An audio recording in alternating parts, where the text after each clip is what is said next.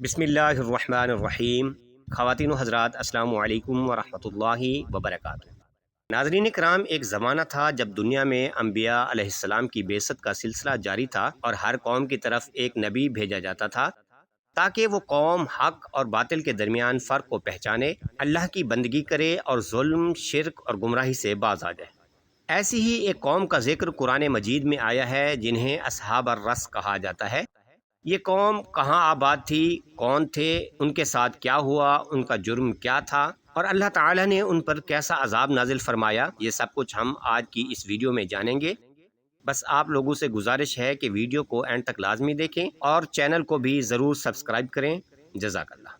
ناظرین کرام، اصحاب الرس کے بارے میں قرآن پاک میں مختصر ذکر کیا گیا ہے، مگر مفسرین و مورخین نے ان کے بارے میں تفصیل سے بیان فرمایا ہے۔ کہا جاتا ہے کہ اصحاب الرس ایک زرخیز اور سرسبز علاقے میں آباد قوم تھی۔ ان کے ہاں پانی کی فراوانی تھی، کھیت لہلاتے تھے، باغات پھلوں سے لدے رہتے تھے، بارشیں خوب ہوتی تھیں اور ان کی بستی میں ایک بڑا کنواں تھا جو ان کی زندگی کی شہرک تھا۔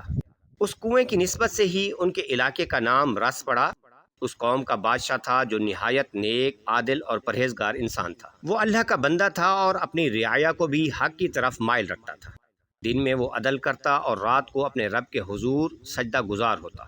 قوم اس بادشاہ کو محبت سے دیکھتی اور اس کے کہنے پر اللہ کی عبادت میں مشغول رہتی۔ نبی نہ ہونے کے باوجود وہ بادشاہ اپنی قوم کے لیے رہبر تھا۔ اس کے زمانے میں قوم فلاح پر تھی اور رب کی رضا میں تھی۔ مگر وقت گزرتا ہے، لیکن ہر ذی روح کو موت کا مزہ چکھنا ہے اور وہ نیک بادشاہ بھی ایک دن اس دنیا سے رخصت ہو گیا۔ رعایا بہت افسردہ ہوئی، دل غمگین ہوئے، مگر یہی وہ لمحہ تھا جب شیطان نے اپنا جال بچھانے کا فیصلہ کیا۔ روایات میں آتا ہے کہ شیطان نے اس نیک بادشاہ کی صورت اختیار کر لی اور چند دن بعد شہر میں آ کر لوگوں کے سامنے ظاہر ہوا۔ اس نے کہا، میں مرا نہیں تھا، میں تو بس لمبی نیند میں چلا گیا تھا۔ میں تمہارا وہی بادشاہ ہوں جس سے تمہیں محبت تھی۔ لوگ ہکا بکا رہ گئے، بعض نے شک کیا، بعض مان گئے۔ شیطان نے فوراً کہا، اب میں تم سے براہ راست نہیں ملوں گا، میری نورانی آنکھیں عام انسان برداشت نہیں کر سکتے۔ میرے لیے ایک محل بناؤ اور ایک پردہ لگا دو تاکہ میں پردے کے پیچھے سے تم سے کلام کر سکوں۔ اب وہ پردے کے پیچھے بیٹھتا اور قوم سے گفتگو کرتا۔ وہ کہتا، بارشیں میری دعا سے برستی ہیں، زمین میرے اشارے سے زرخیز ہوتی ہے۔ پھر اس نے ایک عجیب بات کہی، میں قدرت کا ایک نشان تمہیں دکھاؤں گا۔ پہاڑ کی چوٹی پر ایک درخت ہے جو ہر سال بہار میں ہرا ہوتا ہے، پھل دیتا ہے، یہ میرا نشان ہے۔ یوں وہ درخت آہستہ آہستہ شجرۃ الحیات بن گیا، یعنی زندگی دینے والا درخت۔ لوگ اس درخت کے نیچے نظریں دینے لگے، دعائیں مانگنے لگے اور سجدے کرنے لگے۔ وہ درخت جو رب کی ایک مخلوق تھا، اب ان کے نزدیک رب بن چکا تھا۔ یہ گمراہی کا آغاز تھا۔ اب جب کہ شرک کھلم کھلا ہو چکا تھا تو اللہ تعالیٰ نے ان کی ہدایت کے لیے ایک نبی بھیجا جن کا نام حضرت حنظلہ بن صفوان علیہ السلام تھا۔ حضرت حنظلہ علیہ السلام نے انتہائی شفقت، صبر اور دل سوزی سے اپنی قوم کو پکارا۔ انہوں نے کہا، اے میری قوم، یہ درخت جسے تم پوج رہے ہو یہ رب نہیں، رب کی مخلوق ہے۔ تمہارا رب وہ ہے جو آسمان و زمین کا خالق ہے، جو بارش برساتا ہے، جو کنویں سے پانی نکالتا ہے، جو زمین کو زرخیز بناتا ہے، وہ صرف اللہ وحدہ لا شریک ہے۔ کچھ دن تک لوگ سنتے رہے، کچھ نوجوان متاثر ہوئے، مگر بڑے سردار، پجاری اور درخت کے رکھوالے بھڑک اٹھے۔ انہوں نے کہا، یہ ہمارے اس رب کی توہین کر رہا ہے جس نے ہمیں خوشحالی دی ہے، اور پھر وہ نبی کی مخالفت میں کھڑے ہو گئے۔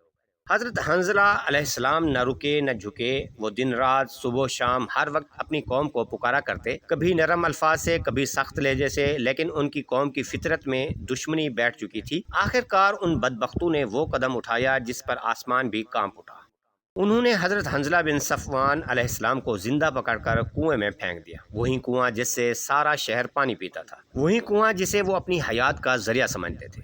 انہوں نے کنویں کو بند کر دیا تاکہ نہ آواز باہر آئے نہ وہ باہر نکل سکے۔ حضرت حنظلہ علیہ السلام نے اس قید میں بھی اپنی قوم کے لیے ہدایت کی دعا کی۔ بالآخر وہ نبی اسی کنویں میں شہید ہو گئے۔ قوم نے خوشی منائی، میلے کیے، جشن منایا اور اپنے شجرۃ الحیات کے گرد ناچ گانا کیا، لیکن وہ نہیں جانتے تھے کہ رب کائنات کی لاٹھی بے آواز ہوتی ہے۔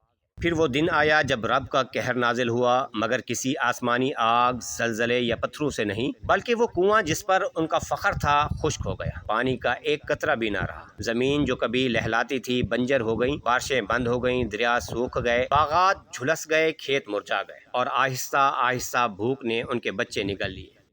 پیاس نے جوانوں کو مار دیا اور ایک ایک کر کے سب مر گئے۔ ان کا تکبر، شرک، ظلم سب ان کے ساتھ دفن ہو گیا۔ آج نہ وہ درخت ہے، نہ وہ سردار، نہ وہ کنواں اور نہ ہی وہ بستی، بس کچھ کھنڈرات ہیں جو صرف لوگوں کی عبرت کے لیے ہیں۔ وہ قوم جس نے نبی کو کنویں میں مارا، خود اسی کنویں کے خشک ہونے سے مر گئی۔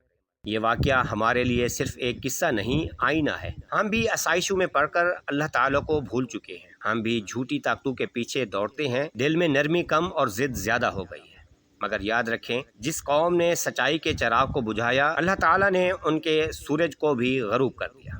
اللہ کریم ہمیں توحید پر قائم رکھے، شرک سے بچائے اور حق کو پہچان کر اس پر عمل کرنے کی توفیق دے۔ آمین۔